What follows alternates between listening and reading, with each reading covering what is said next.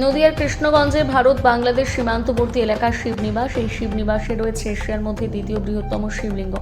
আজ শ্রাবণ মাসে চতুর্থ সোমবার গতকাল নবদ্বীপ থেকে বাঁকে করে ভক্তরা জল নিয়ে আজ সোমবার এসে পৌঁছেছেন। ভক্তরা শিবনিবাস মন্দির প্রাঙ্গণে পাশাপাশি কেউ মানত করে ভান্ডারার ব্যবস্থা করেছেন। পুণ্যার্থীদের বিতরণ করা হচ্ছে খাবার ও জল।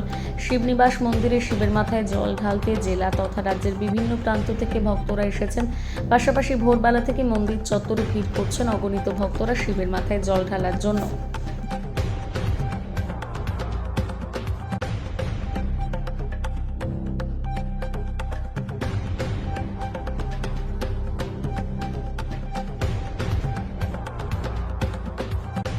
আপনারা শিবনিবাসে জল ঢালতে এসেছেন কেন? শিবের মাথায় জল ঢালতে আজকে চতুর্থ সোমবার, শ্রাবণ মাসের চতুর্থ সোমবার, সেই জন্য আমরা জল ঢালতে এসেছি। এখানে কি রয়েছে? এখানে হচ্ছে এশিয়া মহাদেশের দ্বিতীয় বৃহত্তম শিবলিঙ্গ।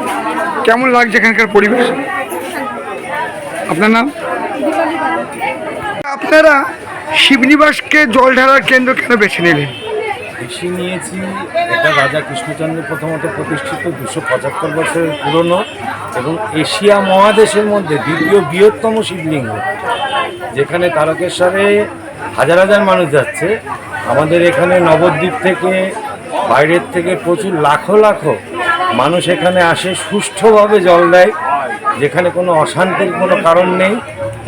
আর রাজরাজেশ্বরের মন্দিরের উল্টো দিকে আমাদের রাম সীতার মন্দির, যে চারিদিকে রাম মন্দির নিয়ে যেটা চলছে। কিন্তু আমার মনে হয় বড় বড় উপরমহল থেকে যারা রাজনৈতিক নেতা আছে, কেন্দ্রের যারা আছে, রাজরাজেশ্বরের যে মন্দির এবং রাম সীতার মন্দিরের জন্য আরও উন্নতির প্রয়োজনের আছে, এটুকুনি আমি মনে করি। আপনার নাম? আমার নাম পিয়াস বিশ্বাস।